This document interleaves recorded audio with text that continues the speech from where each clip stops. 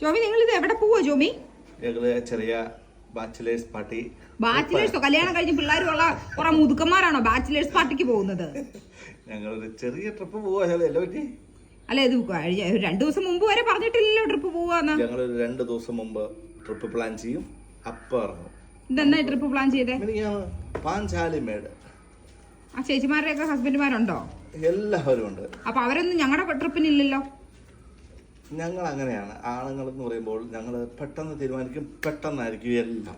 മിനിങ്ങാന്ന് തീരുമാനിച്ച് നിങ്ങൾ ഇന്ന് പോവാ? നീ നാളെ വരുള്ളൂ, ഇറങ്ങി. നാളെ വരുള്ളൂ. ഫോൺ വിളിച്ച് ശല്യപ്പെടുത്തരുത്.